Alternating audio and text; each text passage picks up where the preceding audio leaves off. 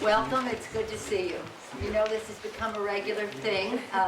Unfortunately, with my new responsibilities as whip, I don't have as much time as I did before, but I still wanted to be able to pay my respects to you all and to Ward and to Mount Madonna School, and just so excited about the fact that you're visiting Washington and you're increasing your circle of friends here, expanding to more people to be interviewing. And what have you been up to since you got here? What's your favorite thing? Apart from this, of course. You had you were with Justice O'Connor. Isn't that great? Isn't that great? We also volunteered at a fundraiser for Vital Voices at the Kennedy Center. How great. Isn't that terrific? Yeah, it was really fun. That is great. Good for you. Well, since I saw you last, not you, but the Mount Madonna School contingent last, I became elected the House Democratic Whip. What's important about that is it's a job that carries with it the responsibility to promote the Democratic agenda, to keep Democratic unity within our party, and to win the House for the Democrats. There's a corresponding Republican whip. His name is Tom DeLay. He's my counterpart or my colleague on his side. Our leaders, Dennis Hastert is the Speaker of the House, a Republican. Our leader is Dick Gephardt, the Democratic leader, and then I'm number 2 to Dick Gephardt. The election was held in October. I got sworn in this year as the whip, and then I moved into the suite of offices in the Capitol, which is the first time that a woman has ever been in the leadership of the House of Representatives in that way. I mean, that had capacities within the party, but not within the House. So this is the first time you ever see in history Ms. Pelosi over a door around here, because that simply has not happened. And the most stunning part of it for me was when I went to the White House the first day for the meeting of the the leadership, Democrat and Republican, with the president. The president, as always, was very gracious in his welcome, congratulations, spirit of cooperation, always gracious. And then he said he was going to begin the meeting to talk about the agenda for the 107th Congress session that we're in now, that is 107th Congress second session, which is this year. This was at the beginning of this year. And just as he began to tell us that, I realized, as we were sitting at the table, I looked around, I saw Speaker Hastert, Leader Gephardt, Tom Daschle, the leader in the Senate, Trent Lott, the leader of the Republicans in the Senate, my counterpart, Tom DeLay, the whips on the Senate side. There were maybe 10 of us, with the president and the vice president making 10. And I realized that not only was I the only woman at the table, but I was the only woman in the table in the history of our country, that no woman had ever been in that meeting before as a member of the leaderships with a seat at the table in that respect. It was pretty startling, because I knew that it had never happened before, and I was the first elected, but I didn't realize until then the consequences fully. So then what happened, just as he was saying that, and this reality was dawning on me, realization was descending upon me, I could feel very closed in my chair. It was as if I was not alone in my chair. It was the strangest thing. It was very tight, as if other people were sitting on the chair with me. And just for an instant, it felt as if all the people, the women especially, Susan B. Anthony, and all the people who had worked to get women the right to vote, and the promoted women in politics, or in anything that women did, were right there on the chair. And it was just for an instant, and then it was as if they said, at last we have a seat at the table. And then they were gone. Then they were gone. And my first thought was, we want more. We want more women, we want more diversity, we want that table to look a lot more like our country does. But it was a pretty exciting thing, because it drove home what I knew, but more clearly, the responsibility and the opportunity that I had. So I wanted to share that with you, because it just captured what's so different about this. I mean, I did not run for whip because I'm a woman. I ran because I thought I had the credentials to do the best job, I happen to be a woman, but and that happens to be good for the Democrats and for women, but I didn't want my credentials to be, should elect her because she's a woman. And I won very big. It was a tough race, and I won big. And now I have the security detail, the Capitol office, and the all the appearances of power here. But what's more important is the opportunity to do more to influence legislation and public policy for the American people. But with it, it comes so much more demands on your time. So that's why I wanted to be able to at least be able for us to say hello. Do you have any questions? I'd like to say something. Certainly, like you, many other people never expected to be in the positions they achieved. That's right. I'd like to know, when you were our age and you were ready to go into college, what were you hoping for in your life, and what made you choose a life of public service? Well, you are fortunate because you live in a completely different world, a world where opportunity is so available for everyone. I grew up in a family. My father was in Congress when I was born in Maryland, and when I was K through 12, he was in the mayor of the city. So I only knew a political life. When I went away to college, he was still mayor. There was no day in our lives that was not involved in politics. But I didn't plan a political life for myself. I did grow up with the firm belief from my parents that politics and government, public service was a noble calling. I respected people in either party or any party who decided to take that course in life, but that we all had a responsibility to it. Even if you didn't want to run yourself, that we all had a responsibility. That's what makes our country great. It's a great country because people always believe that the future will be better, and enough people decide to take responsibility to make it so. And I also believe our country is great because it's so diverse and it has so much dynamic of new people coming all the time with their courage and determination. But at that time, I thought probably I would go be a lawyer when I was in high school. What happened after college is I got married, had 5 children, moved to New York. My husband, out of college also, he worked in a bank, and we were always interested in politics, but never thought of it as our own path. We thought we would support others. When we moved to California, which is his home, I became involved as my children were getting a little bit older, and then I became chair of the California Democratic Party, and one thing led to another. I didn't think that I couldn't do it when I was in high school. I didn't crave the public arena. I was more shy, and I'm getting used to it now. But but I didn't. That part of it didn't interest me. I love the work. I love the issues. We're ardent Democrats in our family, and I respect ardent Republicans in other families. But then one thing led to another, and I became chair of the California Democratic Party.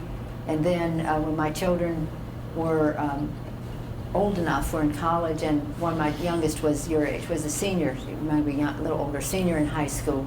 Then I had the opportunity to go to Congress, which I never expected it. A person died, whom we never expected to die, and there was an opportunity. Mm-hmm. And we follow in the wonderful Maillard tradition in California in a bipartisan way. Bill Maillard served in Congress here, and in those days, Democrats and Republicans got along a lot better, and of course, we're always very proud of his service in Congress because he promoted the environment and respected people's rights, and we had a lot more in common. We don't have as much in common right now. We're in a pretty contentious fight, but we always respect each other, and we respect the people who send us here and send our colleagues here, their views. So you're right, I didn't expect it. And that's what I would say to you, is just be ready for anything. You never know. I always say that you have to follow your heart and where that takes you. I received an honor at ACT a few years ago from the American Conservatory Theater, an honorary degree. And the person who spoke before me, so it was a very unwise thing for me to do, was receive an award with a writer, because you knew his speech was going to be the best ever. And when he spoke, he said, he was a playwright, and he wrote M. Butterfly, among other things. David Huang is his name, and he he said in his remarks, people ask me, young people especially, what it's like to be a successful playwright, a success in show business. And he said, I always say you learn from your successes and your failures. And he said, failure is very, very quiet. Nobody calls, nobody writes, you're not in demand. It's a thud. But success is very noisy. It's the bells ring, the phone rings, you're the center of attention, everybody's competing for your time. It's very, very loud. And he said the danger of that is it's so loud that sometimes you can't hear your heart, which is what, after all, got you there in the first place. And it's something to remember, because you have to respect who you are and what your inclinations are. And however you equip yourself intellectually, and you have every opportunity, and that's so great, and whatever discipline you thrust upon yourself from a schedule or goals-oriented standpoint. Always, so many people say to me, my son is this and that and that and that, and what do you know? He wants to be a painter. And I said, isn't that fabulous? He has all the opportunity, she has all the opportunity in the world to do this and this and this. And what do you know? She wants to do some nonprofit work and doing this and that, which is all this other opportunity. But people have to follow their own hearts and not other people's expectations of them. And sometimes you can do different things in the course of your life. One phase of it enables you to follow your heart, and another phase of it. So you never know where it's going to take you, where the opportunities may present themselves, but it's about you and the value that you bring to it all. So this passion, the passion for what you do. See, I had a tremendous passion for the democratic issues. The environment is not even an issue with us, it's a value, it's an ethic, you know, it's so important. So when I wasn't interested in politics per se, I was interested in the issues, and politics were means to advancing those issues. And that's what drove my passion. And I always viewed it as an extension of caring for my children. I have 5 children, and I always viewed, as I mentioned, 5 grandchildren, did I mention them? I always viewed it as an extension of taking care of my children. You have a question? I do. Oh, okay, sorry. I was wondering, what was your day like on September 11th? The September 11th, such a hard day. September 11th, we had an 8 o'clock meeting, or maybe 7:30, but whatever time it was, we were in the leader's office downstairs, Dick Gephardt's leader. It was a meeting of the Appropriations Committee. And we were talking to him about various issues before our committee. And someone brought a note into him early in the meeting, and he looked at it and he said, stopped the meeting, he said, a plane has just flown into the World Trade Center. Well, our first thought was not that it was the tragedy, that it was a tragedy, but that it was as intentional. Of course, optimistic Americans were. And so we turned on the TV right away, and lo and behold, we see another plane flying in. My first thought was, oh, the TV, look how they had the simulation right away.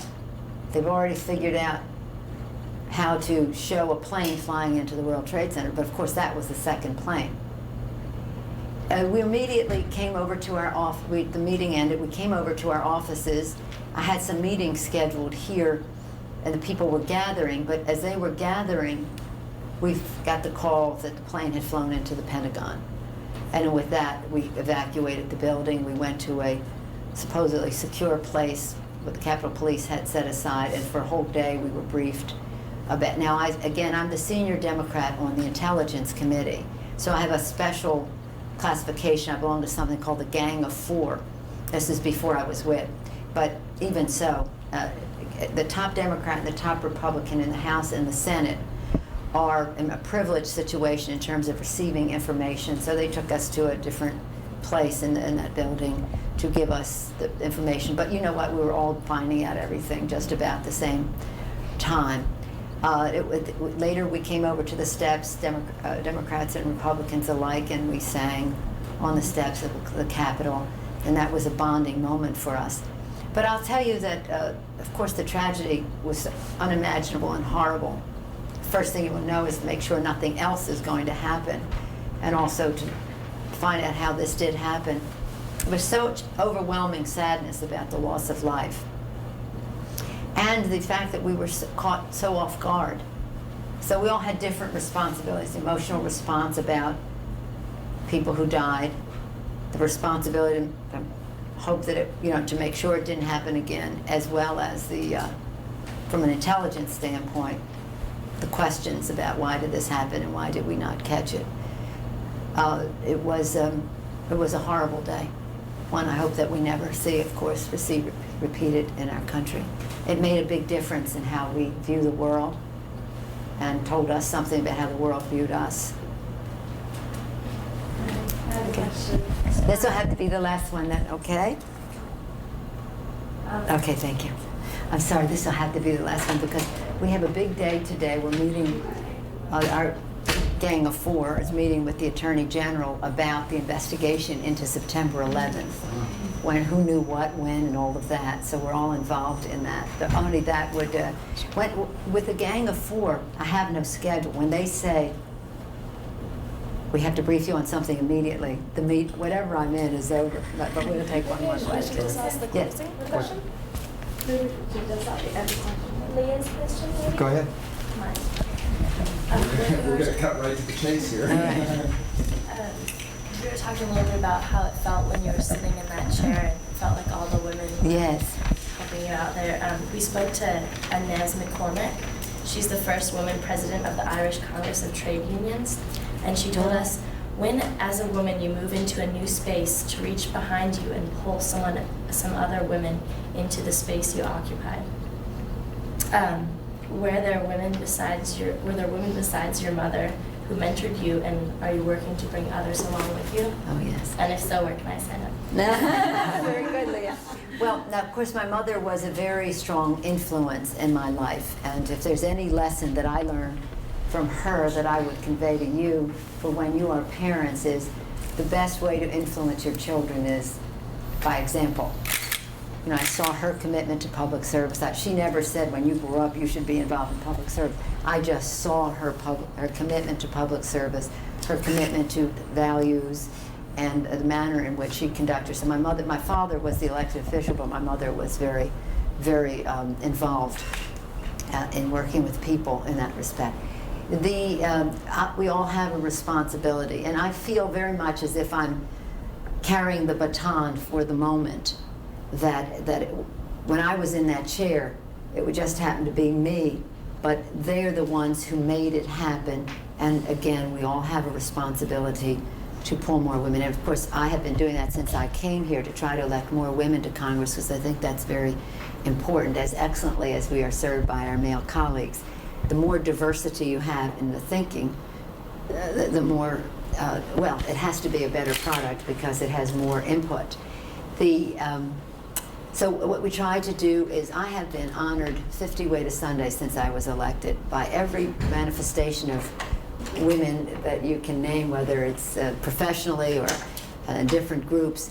And again, I had a lot of time demands, but I think that that's really important for them to see that they can achieve that success, that nothing is closed to them. We have received thousands of letters from around the country of young women who are so excited about the prospect for themselves, and older women who are excited about the prospects for their daughters or their granddaughters. And so it has it from a what I do on a day-to-day basis. Every day I do, what can I do to lift women up, but also by example, and how I can try to be a role model, which is a little presumptuous of me to say, but I have that responsibility. Unfortunately, I also have to, Courtney's now come in 3 times, I think, but I want you to know that this was special for me to see all of you, and you're very special that you are interested. You have an incredible opportunity. What can I say about it? He's so great, and year in and year out with the enthusiasm that never seems to dampen, with a commitment to all of you that I think it must be boundless. You have this special opportunity. So Ward, thank you so much for bringing them up. A real inspiration to me. You are an inspiration to me, and thank you for for making this available. I wish I could spend all day with you. But I know you have other things that are pretty exciting in store today, and I wish you success in the visit, and I hope you'll all take your responsibilities because you have an enhanced responsibility because of what Ward has provided for you, to at least pay attention to the issues, help others who want to run, and hopefully run yourselves. So, thank you all very much. Thank you. Thank you. Nice to see you. Now you want this back.